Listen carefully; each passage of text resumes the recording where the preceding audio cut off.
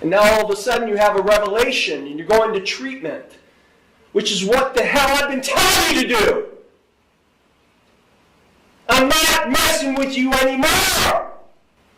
Okay, the court is on the record in City of Conneaut versus John M. Good. Case numbers 26 CRB 8, 25 CRB 238, and 25 CRB 161, and 23 CRB 180.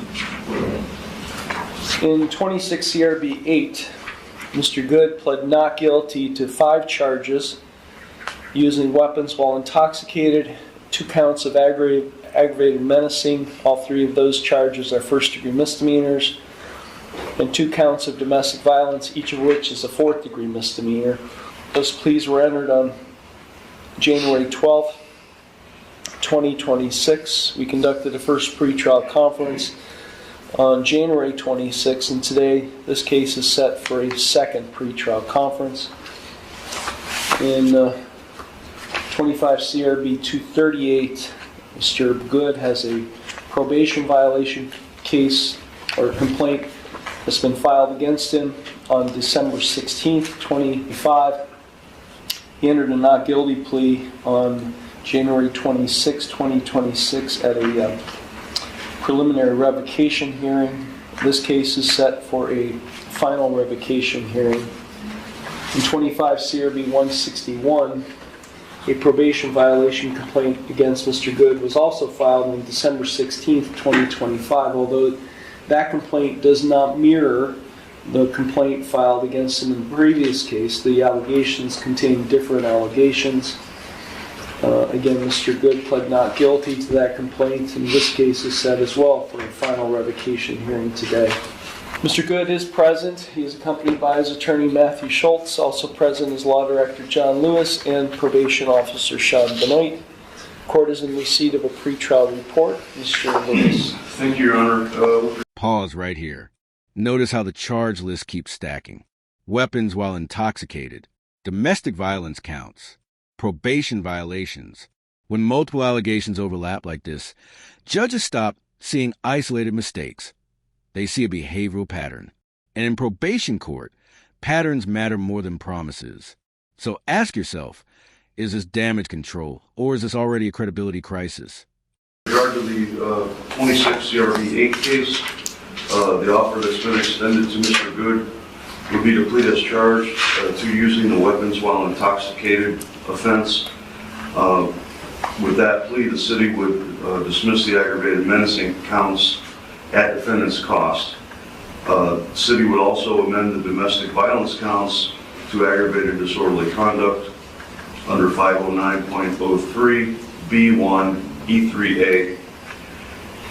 The city would recommend probation, fines, and court costs. Prior to going on the record, Your Honor, I spoke with both Jason Rout and his father, Dennis Rout, who is the father and grandfather of the defendant. And they were in agreement with this proposed resolution of the pending matter, and they are not seeking a post-conviction no contact order. With regard to the 2 probation violation cases, the offer that was extended to Mr. Good would be to admit both of the violations, and with that, the city would recommend a 5-day term of incarceration.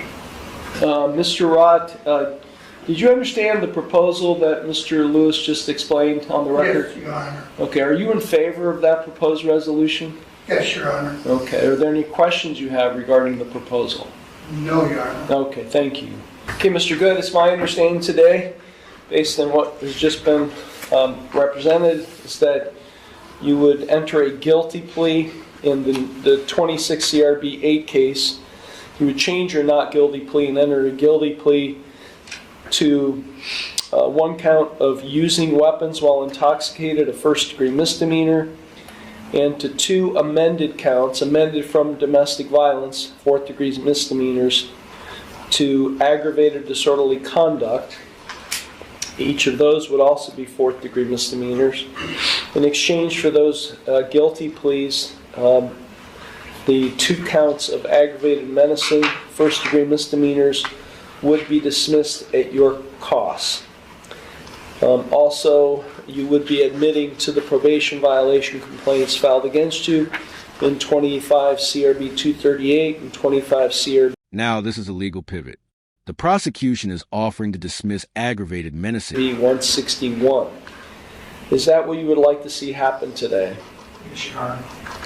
You understand by pleading guilty to the charges and to admitting to the probation violation complaints that you would be waiving your right to a trial in the new case, as well as to a final revocation hearing in the probation cases. Okay, well, we will now proceed to sentencing. Mr. Schultz, is there anything you would like to say before I impose sentence? Yes, Your Honor. First, Mr. Good did inform me that he has recently started working with a case worker for community counseling, setting up and going to appointments. Has about 1 weekly, I believe, or what was it, 1 to 3 weekly? 1 weekly. Okay. And he's gone to 3 so far just for mental health and drug treatment. He's not trying to make any excuses for the 10 hours community service, failing to do that for that 25 CRB 32 case violation. When it comes to the part where he failed to find a job, he did let me know that he has reached out to over 60 jobs and he's not getting calls back, nor does he have interviews set up, but he has let me know that he has made efforts in finding a job. That's all I wanted to mention. Thank you, Your Honor. Okay, Mr. Good, is there anything you would like to say at this time before I impose sentence? No, Your Honor. Okay, Mr. Lewis. Thank you, Your Honor. With regard to the 26 CRB 8 case, officers were dispatched, this was January 8th of 2026. Officers were dispatched to 300 Cleveland Court. The caller, Dennis Rout, advised that John Good was in possession of a firearm and threatening to shoot family members. Once the officers arrived, Mr. Good had fled on foot, and that it was known that they didn't know which direction he went, but both the alleged victims here advised that Mr. Good had the firearm on his person. Officers interviewed the father and grandfather, Jason and Dennis. Rout indicated that John Good was arguing with them. He was intoxicated, falling into household items. Dennis Rout told John to sit down so he didn't fall and hurt himself. He became angry. He told Dennis that he would knock him the F out. Argument continued, and at which point Good threatened to shoot Dennis Rout, advising him, "I will pop your ass, old man," meaning he would shoot him. Also, there was an argument with... This is where the emotional temperature rises. The judge isn't just reacting to new charges. His father, Jason, he also advised him, threatened to beat him up, and also advised that he would, quote, pop his ass too. I would note that Mr. Good did not have the firearm on his person while these threats were made, Your Honor. He picked up the gun as he was leaving the house on foot. Both his father and grandfather advised the officers that he had drank or consumed a bottle of Mad Dog 2020 wine. And Mr. Good admitted to the officers when they did find him, he was found with the firearm on his person, and he also advised the officers that he had consumed the Mad Dog wine. Okay, Dennis Rout, is there anything you would like to say at this time before I impose sentence? No, Your Honor. Thank you. Jason Rout, is there anything you would like to say at this time before I impose sentence? No, Your Honor. Okay, thank you. Look, Mr. Good, I'm not messing around with you anymore. Okay? Sir. You've been before me, been on probation, you keep not doing what you're supposed to be doing. And then this happens. And now all of a sudden you have a revelation and you're going to treatment, which is what the hell I've been telling you to do. I'm not messing with you anymore. You are going to jail. You're going to jail. Just not today. Because we have no room. I tried to devise a plan for you in these other cases, these older cases. A plan where you could get your life in order. Ordering you to get your GED. Ordering you to get a job so you could support in some way, financially, your household. Ordering you to get treatment. Treatment that you desperately need. We devised this plan to help you.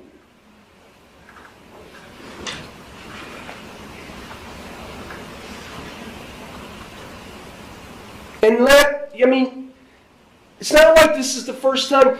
We've had sentence compliance hearings. We've had previous probation violation cases. What is going on? And who the hell are you to threaten your dad and your grandfather with a gun on older cases where a gun was involved? Who do you think you are to threaten family members with a gun?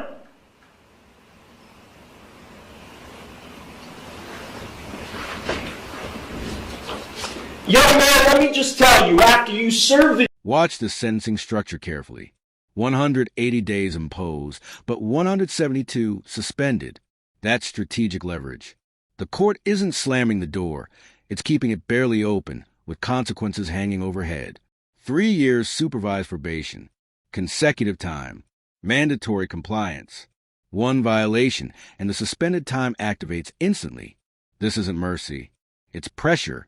The jail sentence I'm about to impose on you, if you screw up one more time before me, and this probation officer seeks to violate your probation, I don't care. You're going to get the maximum sentence, and I'm throwing away the key. Yes, Your Honor.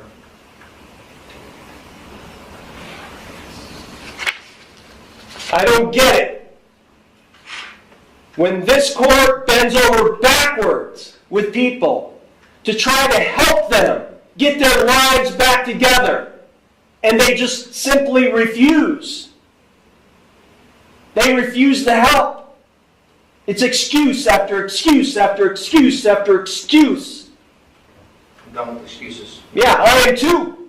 He spent 8 days in jail from January 8th to January 16th, 2026. Is there any objection to 8-day jail credit?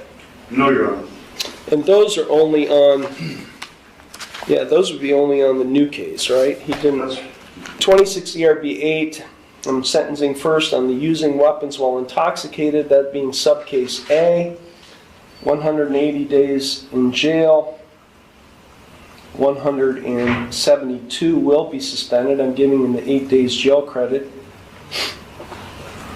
I'm placing him on supervised probation for 3 years. He's to have no criminal offense for 3 years. I'm ordering that he successfully continue his treatment at Ravenwood. I don't want to hear one bad thing about your treatment. I don't want to hear one missed appointment. I don't want to hear anything that you refuse whatever they're recommending. You're going to do everything they tell you. You got it? Yes, Your Honor. This sentence will run consecutive to all of the sentences.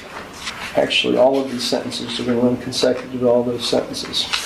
On the subcase D charge of aggravated disorderly conduct, 30 days jail, 22 days suspended, 8 days jail credit, as I previously said, 3 years supervised community control, $150 fine and costs. And just to make clear on the record, Dennis Rott and Jason Rott, are you asking the court to order John Good to have no contact with you? No, Your Honor. No, Your Honor. Okay, thank you very much. Now on the probation cases. Extending the defendant's probation in each of these cases for 1 year. In 25 CRB 238, where he has 90 days of jail that are suspended. I'm imposing a 10-day jail sentence.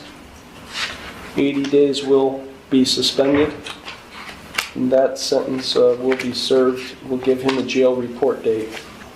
And then in 25 CRB 161, where there are 179 days of jail, I'm imposing. And here's the bigger takeaway. Courtrooms don't just punish behavior, they measure change. Every hearing is a credibility test. Every condition is an opportunity. But if patterns don't shift, patience expires. So I want to know, do you think this was a fair second chance, or was this already too generous? A 5-day actual jail sentence. I will suspend the balance, or the 174 days, and that will run in addition to the 10 days in the other case. So he's going to have to serve 15 days in jail, which we will give jail report dates. Is there anything further, Mr. Lewis? No, Your Honor, thank you. Mr. Schultz? No, Your Honor. Officer Benoit? No, Your Honor, thank you. Dennis Rott, do you have any questions about what happened? Your Honor, I was just wondering if he would be able to come to the house again. I have not prohibited him from having any contact with you, so he's free to have contact with you. Thank you, Your Honor. You're welcome. Jason Rott, is there anything you would like, any questions about? No. Okay. Okay. Okay, these matters are concluded. Thank you.